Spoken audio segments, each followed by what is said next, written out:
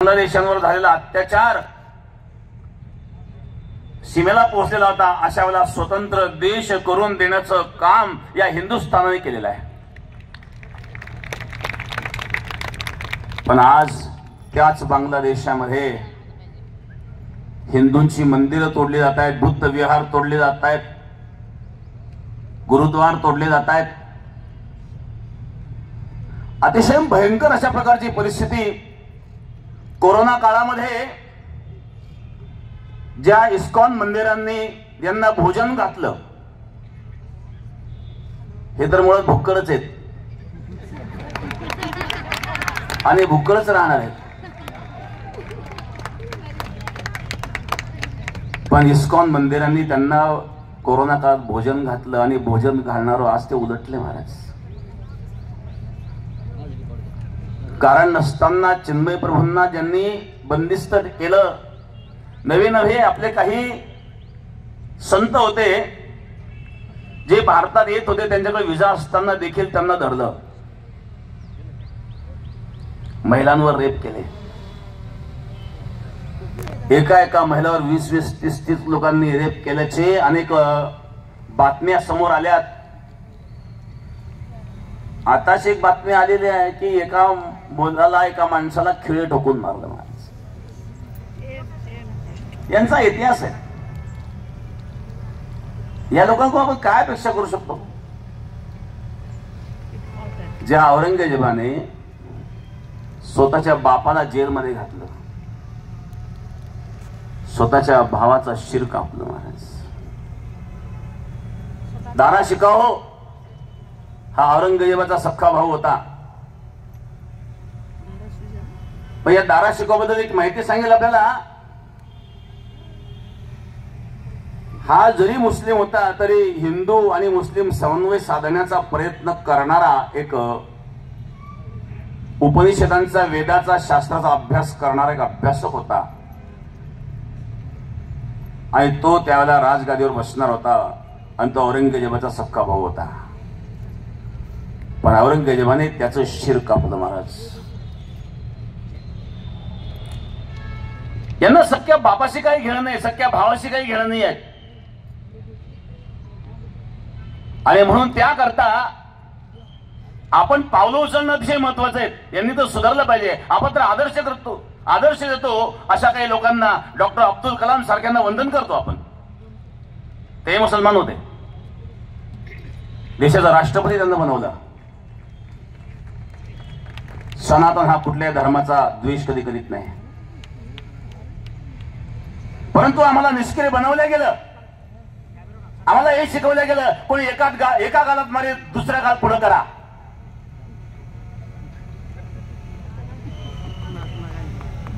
शास्त्र असं सांगत नाही। भगवान कृष्ण परमात्माने अर्जुनाला सांगितलं, अर्जुन उठ, तस्मात् उत्तिष्ठ कौन्तेय युद्धाय कृतनिश्चय।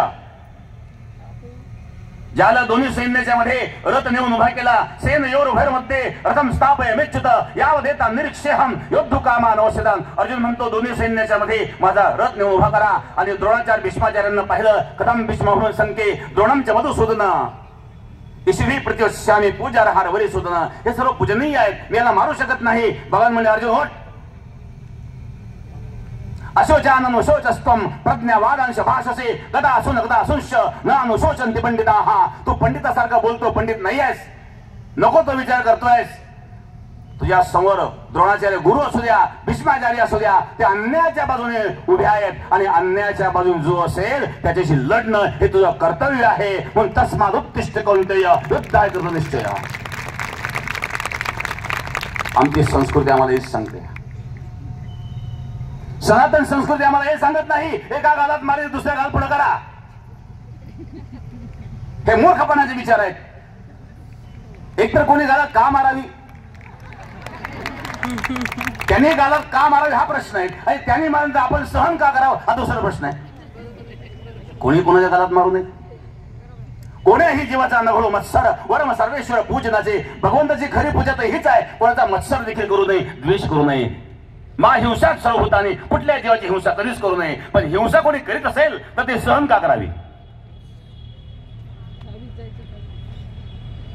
एखादा मनुष्य अन्याय करीत असेल तर अन्याय करणारा मनुष्य जेवढा दोषी आहे तेवढा अन्याय सहन करणारा दोषी आहेत महाराज.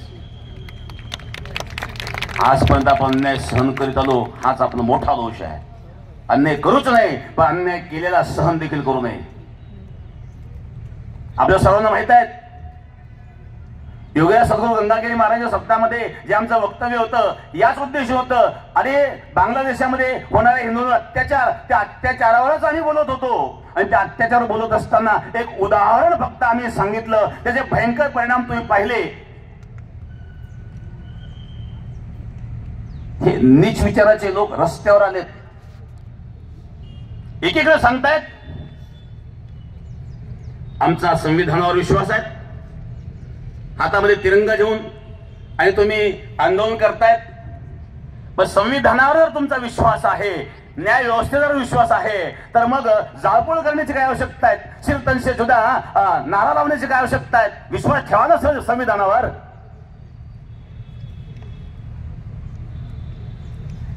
सोयीचं वाटेल तेव्हा संविधानाचं नाव काढायचं, आणि जेव्हा क्रूरता करायची त्यावेळेला मात्र संविधान बाजूला ठेवायचं. आणि म्हणून आपण सावध असणं गरजेचं आहे. जातीमध्ये वाटता कामा नये. सर्व जाती पंथ हे आपल्या आहेत. जगामध्ये एकच धर्म आहे, सनातन धर्म आहे, बाकी काही पंथ आहेत. महाजनो येन गतोसी पंथहा. कोणी एखादा महापुरुष ज्या मार्गाने चालतो त्या मार्गाला आदर्श समजून इतर लोक त्या मार्गाने चालतात, त्याला पंथ म्हणतात, धर्म म्हणत नाही. धर्म तो आहे जो कोणी निर्माण केला नाही, जो कधी नष्ट होऊ शकत नाही.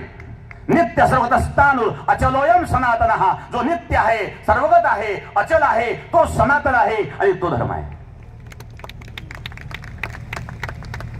आणि मग हे अन्याय करणारे कोण आहे? हे अधर्मी आहेत. हे धर्मी असू शकत नाही, हे धर्मवान असू शकत नाही. याला धर्म कसं म्हणावं? जो दुसऱ्यावर अत्याचार करायला शिकवतो. एकीकडं मूर्तीपूजक कोणी असेल त्याला तुम्ही काफिर म्हणता, आणि दुसरीकडं कब्रस्तान बनवून ताबा घेता. कब्रस्तान म्हणजे काय? कबरीची पूजा करणं. याचा अर्थ काय झाला? ती मूर्तीपूजा झाली ना. मग तुम्ही इकडं काफिरांना मारतात, त्यांनाही मारा ना तुम्ही.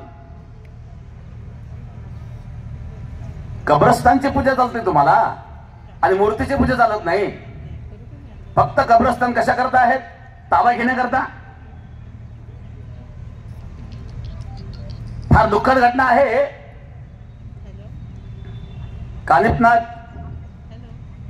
कानिपनाथांचे जे स्थान आहेत मढी, त्याच्यावर सुद्धा या वक्फ बोर्डाने दावा ठोकलाय. आणखी महत्वाची गोष्ट, सप्तशृंगी माता, सप्तशृंगी मातेच्या मंदिरावर देखील दावा ठोकलाय.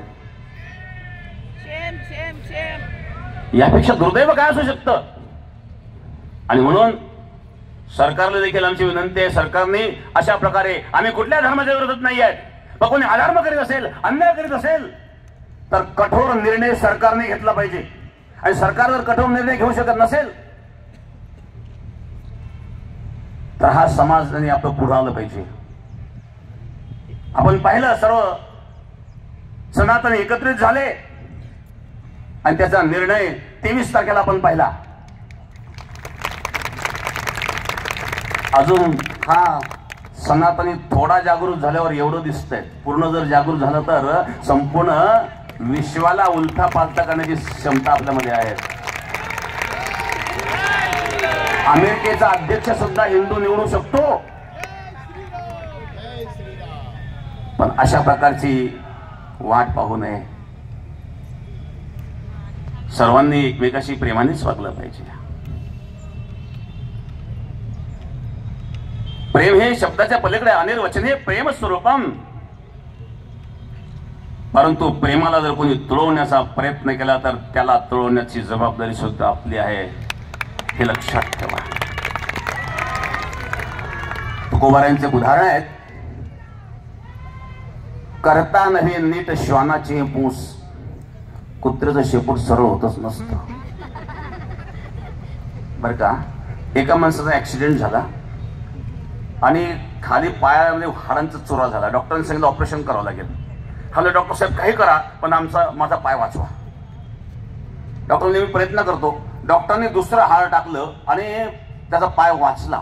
ऑपरेशन सक्सेस झालं. 2 वर्षांनंतर डॉक्टरांची भेट झाली. डॉक्टरने विचारलं पाय कसा काय. मी डॉक्टर साहेब अगदी क्लिअर आहे पण थोडा प्रॉब्लेम आहे. म्हणले काय. झाड झुडूप दिसलं का थोडा झटका बसतो.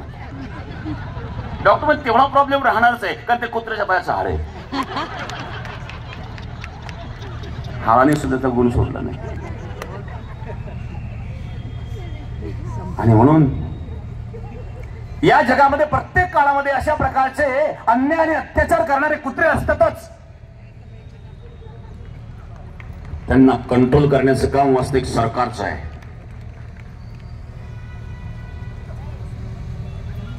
आणि म्हणून आपण योग्य सरकार निवडून दिले. जो अत्याचार बांगलादेशावर होत आहेत, बांगलादेशामध्ये असणाऱ्या सनातनींवर, हिंदूंवर, बौद्धांवर होत आहेत, तो थांबला पाहिजे. सरकारने निर्णय घेतला पाहिजे आणि जलद निर्णय घेतला पाहिजे. कारण मंदिरं पाडले, प्रत्येक मनुष्याला आपापला भाव व्यक्त करण्याचे साधनं असतात. प्रत्येक धर्मामध्ये आहेत आणि प्रत्येकाने आपापल्या धर्माचं पालन करावं. प्रत्येकाची पूजा पद्धती वेगळी असू शकते, परंतु आम्ही म्हणून तेच तुम्हाला करावं लागेल. अशा प्रकारे कोणी बळजबरी करत असतील तर अशांवर आणि चांगल्या प्रकारे कारवाई झाली पाहिजे. हे सरकारला माझी विनंती आहे. आणि बांगलादेशामध्ये आजही जो भयानक अत्याचार चालू आहे, किती हिंदूंना मारलं, जाळलं. मेल्याच्या नंतर त्यांना हिंदू पद्धतीने अंत्यसंस्कार सुद्धा करू दिले नाहीत.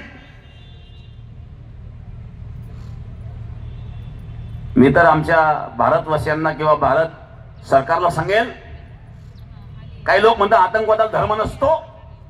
मग आतंकवादाचा धर्म नसतो तर पेट्रोल टाकून पेटवून द्या ना मेल्यानंतर. कशा करता धर्म नसतो म्हणताय तुम्ही. जर धर्म नाही ना आतंकवादाला, मग तो मेल्यानंतर त्याच्या अंगावर पेट्रोल टाकून जागेवर पेटवून द्या. बघा कसा तिळपाप होतो लोकांचा.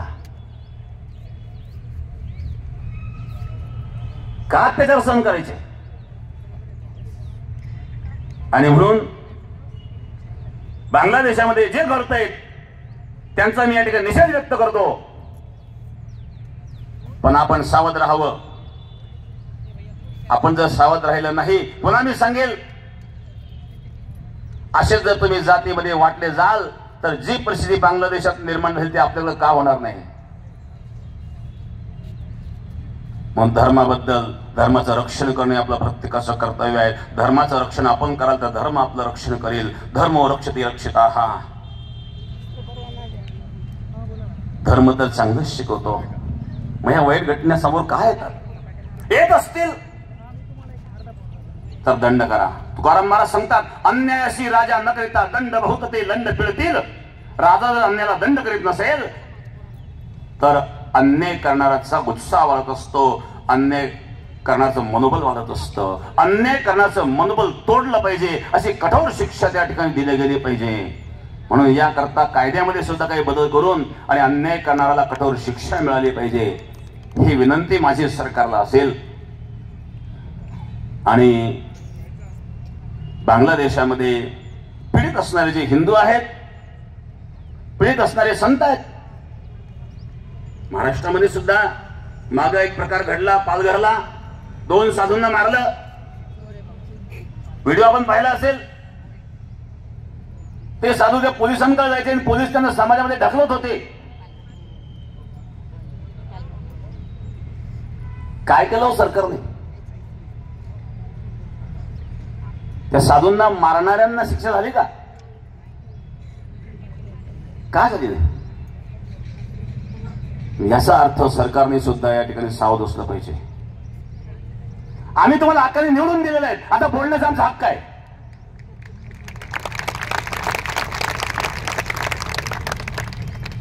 भारतच नाही, एवढंच नाही तर भारताच्या बाहेर असणार जे हिंदू असतील, शीख असतील, बौद्ध असतील, अशांवर जर अत्याचार होत असेल तर त्यांना भारतात आश्रय दिला पाहिजे.